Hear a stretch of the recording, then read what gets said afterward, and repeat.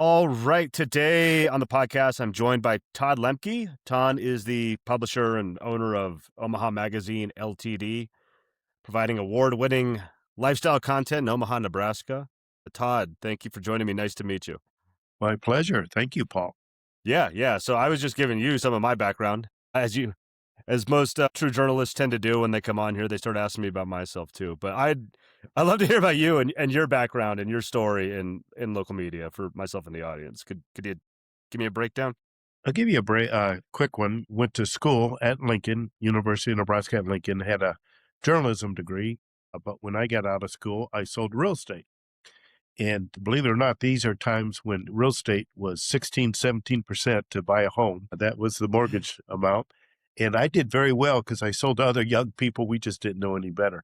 But Right. I would advertise largely to young people, meaning I would advertise in this bar magazine, and that would attract a lot of people for me. And anyway, they found out I had a journalism degree, so they sold me the bar magazine. And back then it was called City Slicker. So goes back to 1983. So I did it as a hobby, and then after a year, I canceled or got rid of that, and then started Omaha Today. And then it got to the point where I had to choose: do I want to do real estate or be in the magazine world? And so I probably chose the wrong one. I went to the magazine world, and uh, at the time, there was an Omaha magazine, but it went out of business. So I strictly just went down, paid $100 to the state, and secured the name. So Hmm. that's how Omaha Magazine got started. That was probably around, at that point, 87, I believe, is when we officially took over the name Omaha Magazine. That's great. And could you tell me a little bit about what the company looks like now? Because I think it's more than just Omaha Magazine, right? There's some sister Correct. publications. You have a real nice web presence. Talk a little bit what it looks like now. Oh, thanks. Yeah, in our business, especially local city magazines, you really need multiple sources of revenue. And we started out, we were hiring freelance people to do the writing for doing the design, those type of things. And we caught on real quick, you need a certain volume to be able to bring that in-house. And so we started doing custom publishing. And that has really been kind of a backbone for us.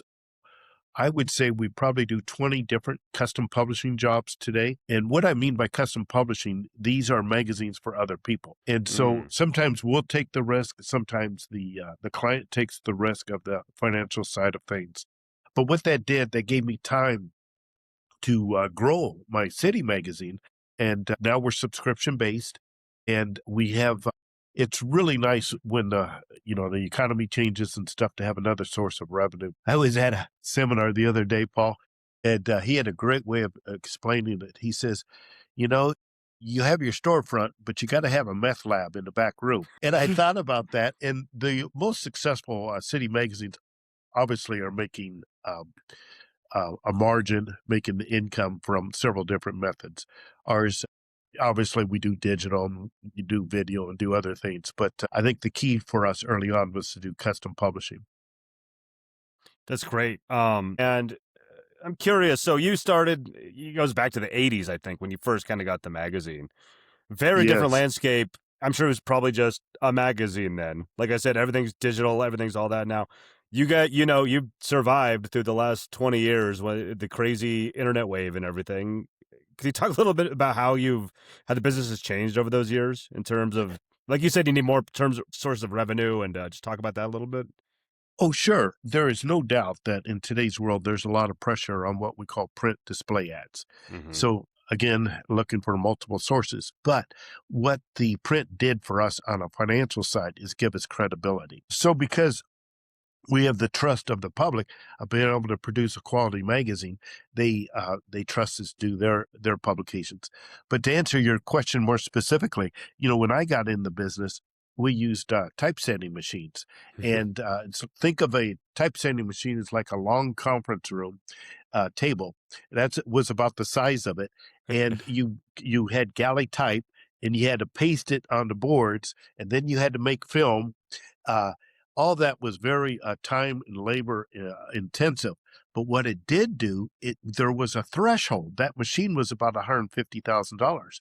And, and back in the early 80s, that was a lot of money. Mm-hmm. And there was a threshold to keep people out of your business. Today, you have a laptop computer, you're in the publishing business. And so it has greatly changed the entry level and the technology side of things. Yep, that is the struggle these days, the barrier to entry that used to have $150,000 in the 80s for a machine. That's probably more than some of the real estate you were selling, I would imagine. Oh, yes, yeah, shoot, I was telling you about I was selling the first time buyers, and back then you could buy a house, one car, nice split entry for about $60,000. Whew. Today that same house is probably close to 200,000. Yeah, that's like a kitchen renovation these days. Right. $60,000. So like we said, you started in Omaha. And I was saying before we recorded, I wanted to ask you about this because I kind of live in the same region. I have not had anybody from Omaha on. Could you talk a little bit about just your area, the reporting, what it's like serving that community, what the business landscape's like? I know from the business landscape, I think of Warren Buffett, but I don't know a whole Right. lot else about Omaha. So I'd like to kind of hear from you. Well, thank you. It's known, obviously, in the financial world with Warren Buffett, who did Mm-hmm. just retire. But we also have UP's Railroad's headquarters here. We also have Mutual of Omaha. We had ConAgra up until just recently, a couple of years ago. They ended up moving their headquarters to Chicago. But what is unique about Omaha is the partnership between government and what I call the leaders of Omaha. So we've been blessed in that a lot of people that invested in Warren Buffett early on did well, and they're giving Right. back to the community. And so a lot of times, if there's projects that the city wants to do, they'll get it partially funded by leaders of Omaha, which is really kind of a neat thing to see. Omaha itself just went over the metro area, just went over 1 million population, which you got to remember the state itself is like 2.2, 2.3 million. So Mm-hmm. the bulk of the people obviously live in the Omaha metro area. We also have a large Air Force base, which I think helps the economy. It helped our infrastructure. So they had unbelievable cabling. And so Omaha was known for a long time for telemarketing because we had all the infrastructure to be able to handle that because of Offutt Air Force Base. It was also at one time the largest producer of cattle and the Omaha stockyards. Today, Nebraska is still the largest producer of cattle overall of any state. So there's a really strong agricultural side. Um, and a lot of companies obviously have a strong, even here in Omaha, they're related to the agriculture or to the military structure, which I think kind of gives us a solid base. But, I probably wouldn't have been able to start a magazine in a larger community. So I think growing with this community has really helped us out. That's great. And, kind of in terms of, I should have asked this before. I went out of order, kind of. When you talked about having a storefront in the front and a meth lab in the back, Yeah. I had a guy on from Chicago recently at a new kind of startup, and the term he used was revenue promiscuity. He just Yeah, I love he's it. going for a bunch of different sources. Like just, because a lot of people listening to this are on the business side publications. What is kind of ringing, you don't have to give me numbers, but what is like ringing the cash register? What are your kind of key revenue sources in Well, it's an 2026? old idea, but it's come more to the forefront. Publishing in general, a city magazine, and then these other magazines we do are what we would call niche publishing. So they Mm-hmm. never really took the dive that daily newspapers did. They live in their own world. We can talk about timely subjects, but also we have a lot of information in there. It doesn't have to be out first. And it's a little Right, bit of right. a raw piece of each city. I'm trying to think where I was going with this, but so you were talking about the revenue side of things. So obviously that gives us our credibility. Then you're able, once you have a staff, you're able to do multi titles. Like we have 5 of our own titles, and then obviously the extra stuff. We recently have, when I say recently, in the last 5 years, gotten into digital. So we have a robust newsletter, over 110,000 opted in people on our newsletter. There's revenue there.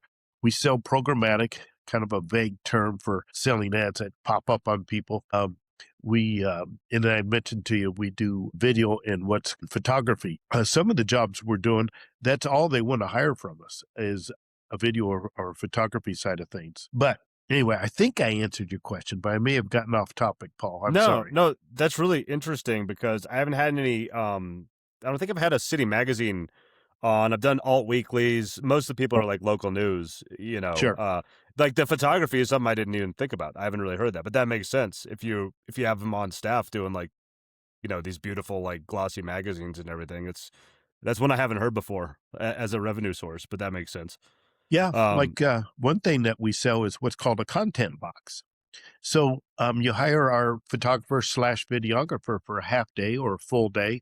They go out and get a company assets. So assets meaning stuff they can use in their own marketing. So it's a combination of photographs and videos that they can use throughout the year.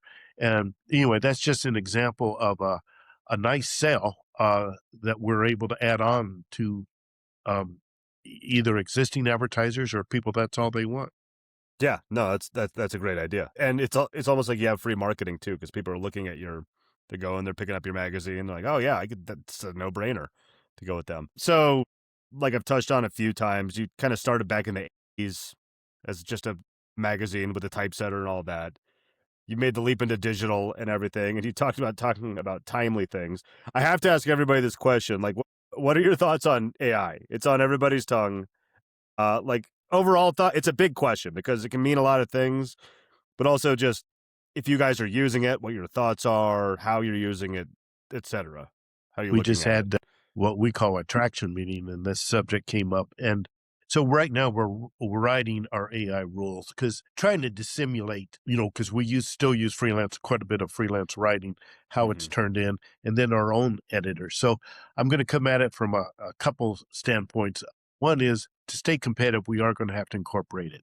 We do currently use it with our newsletter where we give it the parameters. It curates all the subject matter. We only come out twice a week, but it gives us the current subject matter because typically newsletters have to be a little more current. And it has helped with that. Caution, you still need a human to go over it.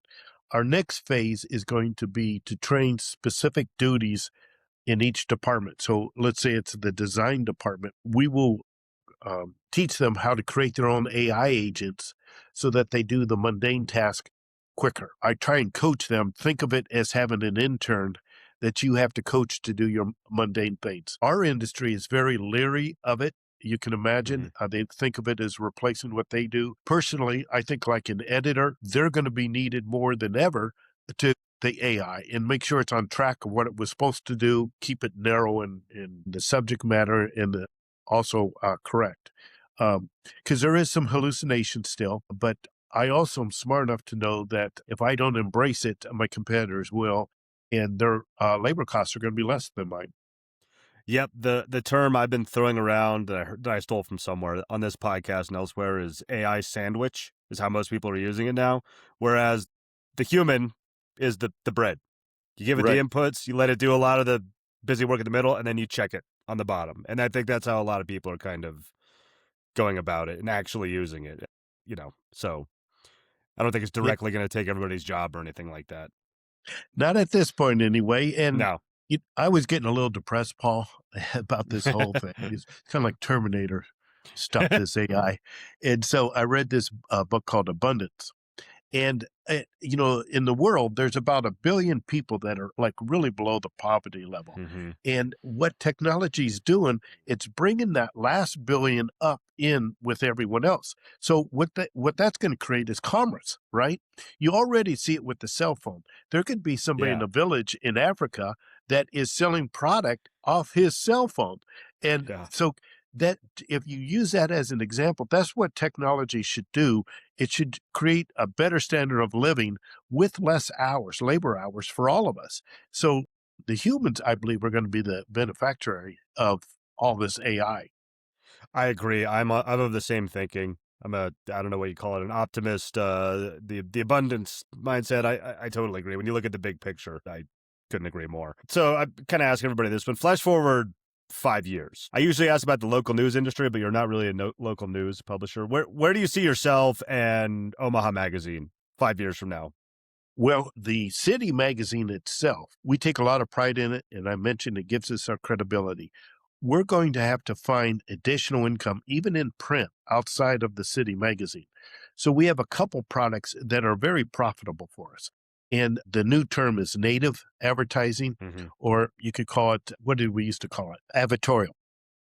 Right, But we right. like the word native better. And so, like, for example, actually go around teaching other magazines this a product called Faces. So we do Faces of Omaha, Faces of Lincoln. And what Faces is every page is a profile on a person, and the book is 100% paid. The only thing not paid is the table of contents. So here we have an industry that we're very good at storytelling. We're very good with photography. We're very good with design. And now we created a print product that is very profitable. But that's just one small example of where I think things are going to have to go. I'm going to suggest you don't get rid of, like in my case, the city magazine, because that will always be your credibility. Hmm. Yeah, I agree. That's the way to do it. Just got to look at different, the reality is you have to have the viable business also underneath all of it. So, you've made it a long way. I think you'll be just fine with that mindset and the way you're embracing changes and everything like that. Todd, that's all. That's everything I had written down. Where can people find you online? What do you want me to link to, or promote, or shout Oh, out, or anything thanks. like that? Yeah, I think our website, omahamagazine.com, they're always more than happy to reach out to me on LinkedIn. I'm easy to find. My name, Todd Lemke. Maybe put the word Omaha, but you'll find me. And I'd be more than happy to respond to people there. perfect. Yeah, that's where you and I met. So I'll definitely you can scroll down if you're listening and click on all that and find Todd and reach out. Todd, thank you so much. Thanks for coming on here. This is great. Great to meet. Great to hear about this. So thanks for taking the time out of your day. Thanks for thinking of us. And Yeah. by the way, you got to get to Omaha. I know, I do. I really do.